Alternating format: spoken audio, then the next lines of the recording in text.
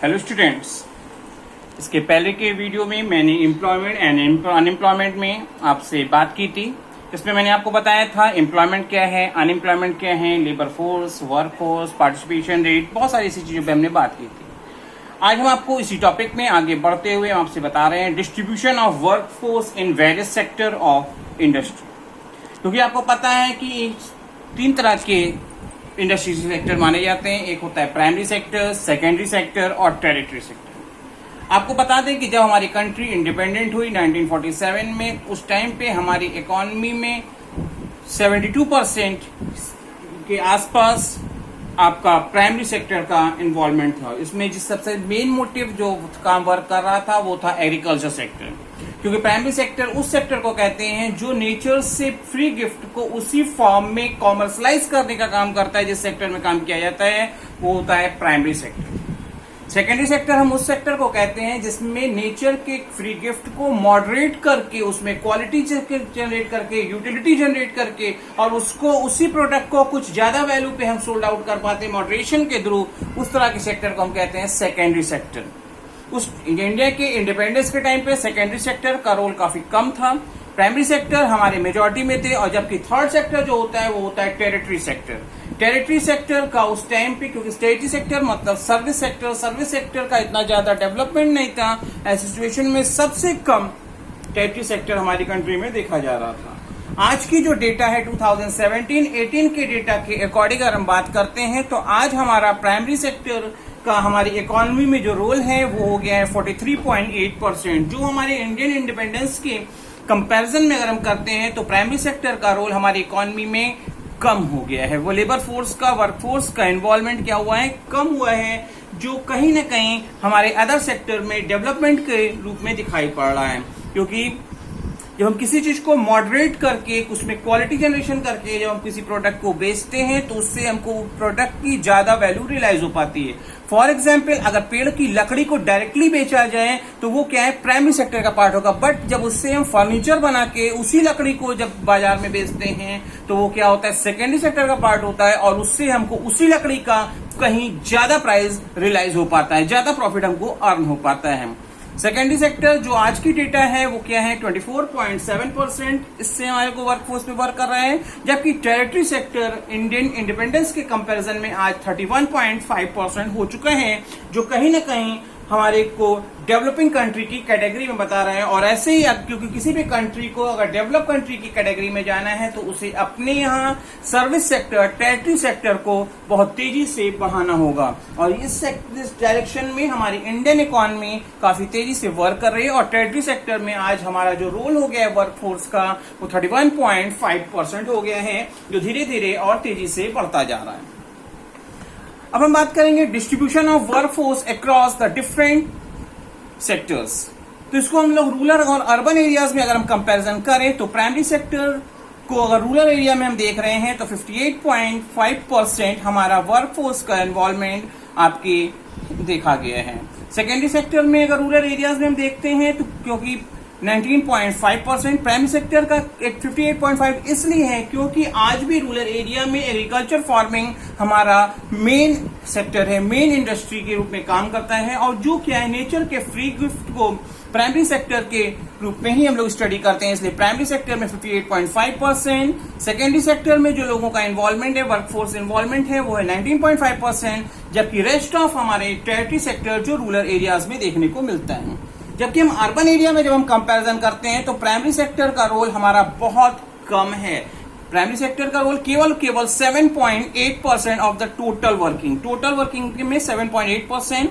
Secondary sector आपका rural area के comparison में अर्बन एरिया में 28.9% है, जो ज्यादा है। जबकि आपका सर्विस सेक्टर अर्बन एरियाज में 63.3% है। और ये जितना ज्यादा किसी भी जगह पे होगा, जितना ज्यादा सर्विस सेक्टर डेवलप होगा, जितनी ज्यादा सर्विस इंडस्ट्री डेवलप होगी, उस कंट्री की इकोनॉमी के डेवलप करने में, उस कंट्री के जीडीपी के ग्रोथ करने में टेरिटरी सेक्टर का डेवलप करना, टेरिटरी सेक्टर का बढ़ना बहुत अच्छा माना जाता है। अब हम बात करेंगे distribution of male and female workforce. Male and female workforce को भी अगर हम सेक्टर वाइज एनालाइजेशन करने का काम करें तो हम देखते हैं कि प्राइमरी सेक्टर में आप में मेल्स का इन्वॉल्वमेंट 45%, सेकेंडरी सेक्टर में 19.1% एंड टेरिटरी सेक्टर में मेल जो का वर्किंग जो है वो है 35.9%। अगर इसको हम फीमेल्स में कैटेगरी में चलें तो फीमेल्स को आप देख रहे हो तो आपको प्राइमरी सेक्टर में 57.3%, जो आपका मेल की कैटेगरी में 45% था वो आपका यहाँ 57.3% है, क्योंकि रूरल एरियाज में लेडीज फीमेल्स का काफी रोल एग्रीकल्चर फार्मिंग में वर्किंग में देखा जाता है, इसलिए फीमेल्स का प्राइमरी सेक्टर में रोल्स या छोटी छोटी इंडस्ट्रीज में जो होम इंडस्ट्रीज हैं, जो स्मॉल स्केल इंडस्ट्रीज है, वहां पे आप क्या है कि फीमेल्स का काफी रोल यूज होता है। इसलिए प्राइमरी सेक्टर में अगर हम बात करते हैं तो प्राइमरी सेक्टर में आपको फीमेल का 57.3%, सेकेंडरी सेक्टर में 14.9%, जबकि टेरिटरी सेक्टर में आपके जो देखे गए हैं वो 27.8%। अब हम बात करेंगे चेंज इन ऑक्यूपेशनल स्ट्रक्चर। अगर हम इसका कंपैरिजन 1950-51 को आज के डेटा 2017-18 के डेटा से जो हमारे पास अवेलेबल है उसे हम कंपेयर करें तो 1950-51 में हमारे प्राइमरी सेक्टर में 72.72% लोगों का इन्वॉल्वमेंट था, जो आज कितना हो गया है 43.8%। सेकेंडरी सेक्टर में बात करते हैं तो सेकेंडरी सेक्टर जो हमारा 10.202% था, मतलब हम जो ज्यादा से ज्यादा प्रोडक्ट को प्राइमरी सेक्टर में ही वर्क करते थे, बहुत ज्यादा मॉडरेशन करके काम करने का हमारा उस समय वर्किंग नहीं थी। इस कारण सेकेंडरी सेक्टर हमारा 1950-51 की पे 10.02% था, जो आज बढ़ के कितना हो गया है आपका 24.7%। टेरिटरी सेक्टर भी 1950-51 में, क्योंकि वहां पर उस समय प्राइमरी सेक्टर हमारा बहुत तेजी से वर्क कर रहा था, प्राइमरी सेक्टर का ही मेन रोल था, तो उस समय टेरिटरी सेक्टर केवल 17.26% था, जो आज बढ़ के 31.5% हो गया है। सेकेंडरी सेक्टर और टेरिटरी, स्पेशली टेरिटरी सेक्टर का डेवलप करना, टेरिटरी सेक्टर के परसेंटेज का बढ़ना, ये इंडिकेट करता है कि आपकी कंट्री, हमारी कंट्री जो इंडिया है, उसमें तेजी से डेवलपमेंट होने की चांसेस दिख रहे हैं। आइए अब हम बात करते हैं कि हमारी इंडियन इकोनॉमी में एक नेचर देखा जा रहा है, वो है India's economy is jobless growth. Indian economy बढ़ तो रही है, इंडिया इकोनॉमी डेवलपिंग कंट्री हो रही है, जो अनडेवलप से डेवलपिंग कैटेगरी में जा रही है, और आने वाले समय में हम इसको डेवलप कंट्री की कैटेगरी में देखेंगे, बट कहीं ना कहीं ये आपकी जॉबलेस ग्रोथ की ओर जा रही है, क्योंकि कोई भी कंट्री डेवलप दो तरीके से कर सकती, एक एम्प्लॉयमेंट क्रिएशन करके, ज्यादा से ज्यादा लोगों को जॉब में लगा के, ज्यादा से ज्यादा लोगों को प्रोडक्टिव एक्टिविटीज में लगा के अपनी कंट्री की इकोनॉमिक डेवलपमेंट कर सकती है, या दूसरा सोर्स है कि मॉडर्न टेक्नोलॉजीज, मॉडर्न मशीनरीज को अडॉप्ट करके वो अपनी कंट्री को डेवलपमेंट। तो इंडिया क्या है, इंडिया में ये जॉबलेस ग्रोथ के नेचर देखा गया है। Jobless growth in the sense modern technologies, machineries को अडॉप्शन करने का काम किया जा रहा है, जिसमें क्या है जो लोग जॉब में है भी उनको भी कहीं ना कहीं मशीनरी को अडॉप्ट करने से, मॉडर्न टेक्नोलॉजीज को अडॉप्ट करने से वो जॉबलेस की ओर चले जा रहे हैं। जो काम 10 लोग करते थे वहां काम मशीनरी अकेले एक कर पा रही है, जो कहीं ना कहीं इंडिया में इंडियन इकोनॉमिक ग्रोथ के लिए जॉबलेस ग्रोथ एक ट्रेंड दिखा रही है। Why we following the policy of jobless growth, ये हमसे पूछा जा सकता है कि हम जॉबलेस ग्रोथ पॉलिसी क्यों फॉलो कर रहे हैं, क्योंकि हमारा अगर हम देखते हैं एमएनसीज मतलब मल्टीनेशनल कंपनीज की कंडीशन में, क्योंकि वो मॉडर्न टेक्नोलॉजीज, मॉडर्न मशीनरीज का एडॉप्शन कर रहे हैं, जिसमें उनके प्रोडक्ट में क्वालिटी, स्टैंडर्डाइजेशन, स्पेसिफिकेशन, सिंप्लीफिकेशन जैसी क्वालिटीज हमको देखने को मिल रही है, और उसी को फॉलो करते हुए इंडियन इकोनॉमी भी कहीं ना कहीं उन टेक्नोलॉजीज को, उन मशीनरीज को अडॉप्ट कर रहे हैं। एम्प्लॉयमेंट क्रिएशन जैसे पे फोकस उनका ना होकर वो कहीं ना कहीं modern technologies, research, innovation, innovative technologies को यूज कर रही है, और जिसका रिजल्ट है कि इंडियन इकोनॉमी एक जॉबलेस कैटेगरी की ओर वर्क कर रही है। अब हम बात करेंगे कैजुअलाइजेशन एंड इनफॉर्मलाइजेशन। तो कैजुअलाइजेशन में अगर हम बात करते हैं, कैजुअल जहां पे लेबर्स की बात आ जाती है, तो आप देखेंगे कैजुअली हायर्ड लेबर का अगर हम डेटा देखें तो क्या है, कैजुअली अपनी जरूरत के हिसाब से 1972-73 में अगर हम बात करते हैं 23% जो लेबर्स थे वो क्या है, कैजुअल या हायर्ड नेचर्स पे वर्क कर रहे थे, जो आपके क्या हो गए 1999 और 2000 में 23% के कंपैरिजन में बढ़ के 33% हुए। 2009-10 में भी अगर हम देखते हैं तो ये नेचर उसी ट्रेंड पे आगे बढ़ता रहा और 39.3% हो गया। 2013-14 में ये परसेंटेज हमारा डिक्लाइन कर रहा है। कैजुअल नेचर की जो हमारी को नेचर थी, जो हम एडॉप्टेशन कर रहे थे, वो कहीं ना कहीं हमने आई सोच में चेंजेस आया और हमने देख रहे हैं कि हमारे टोटल वर्कर्स में 30.9% कैजुअली हायर्ड वर्कर्स का रोल हो रहा है। और यही ट्रेंड आगे बढ़ता हुआ 2017-18 में टोटल वर्कर्स जो वर्किंग है, कहीं ना कहीं काम कर रहे हैं, उनमें हम देख रहे हैं 24.9% इन पे इन्वॉल्वमेंट है। आगे चलते हैं।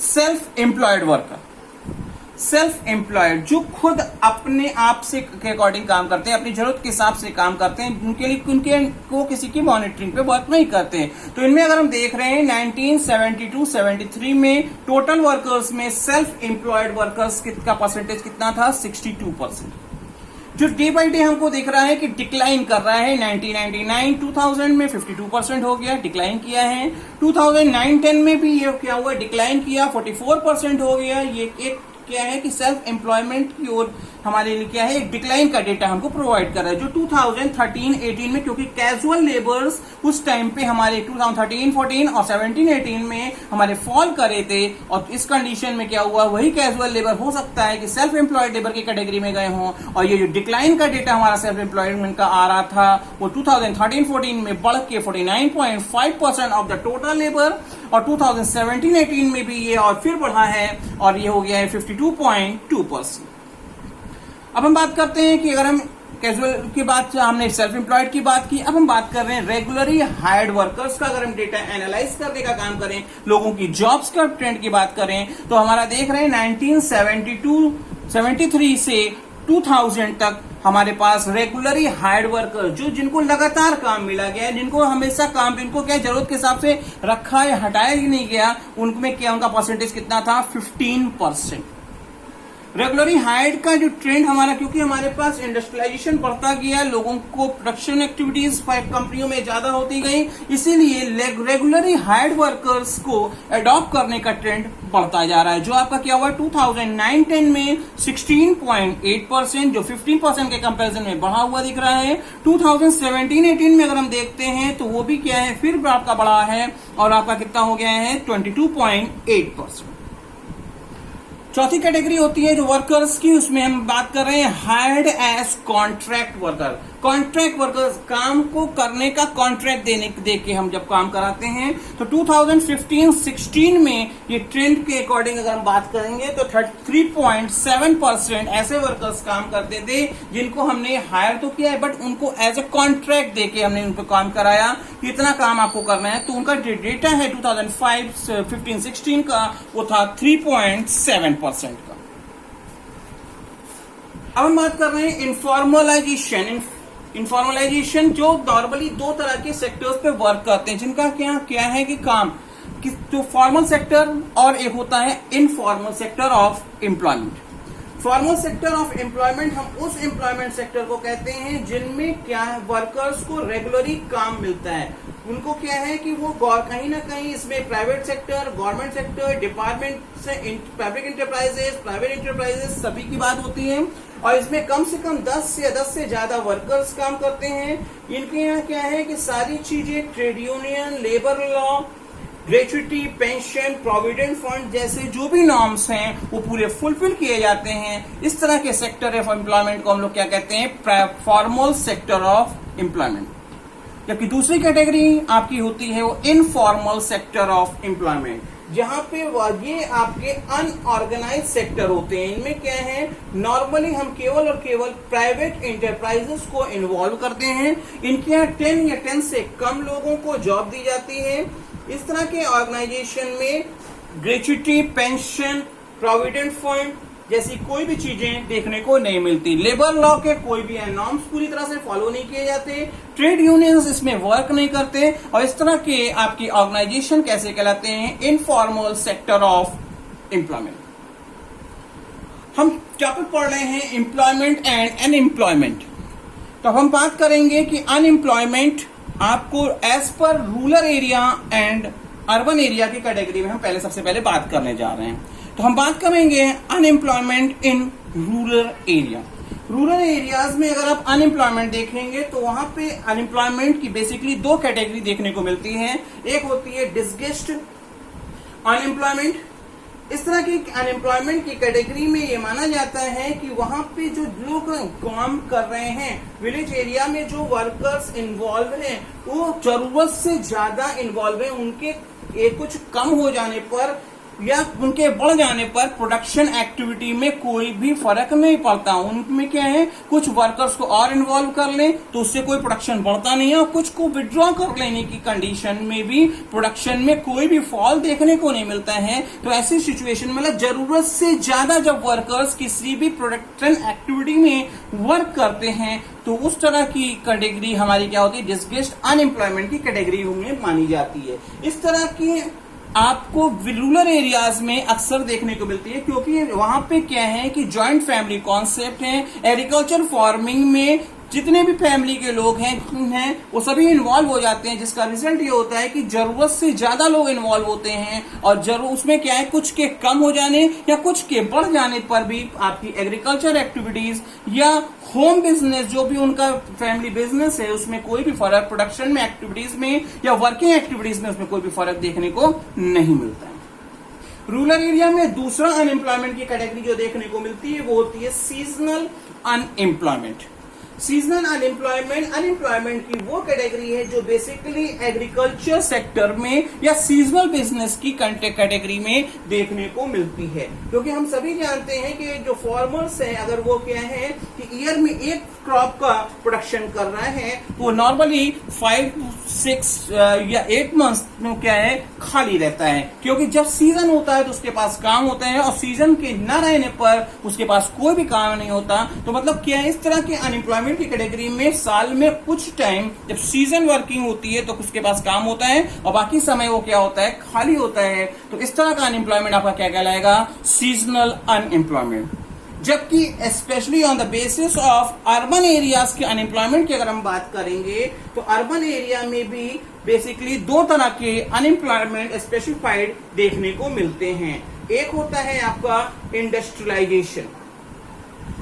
पॉपुलेशन के बहुत तेजी से बढ़ने पर आप क्या जब या इलेक्ट्रिक पर्सन जो काम करना चाहते हैं इंडस्ट्रीज में, माइंस में, transport industry, trade, construction activities में जो लोग क्या है काम करना चाहते हैं, ज्यादा काम करना चाहते हैं, उनका ज्यादा इन्वॉल्वमेंट, उनका उतना ज्यादा एब्जॉर्प्शन नहीं हो पाता। ऐसी सिचुएशन में इंडस्ट्रियल अनएम्प्लॉयमेंट की कैटेगरी देखने को अर्बन एरियाज में देखने को मिलती है।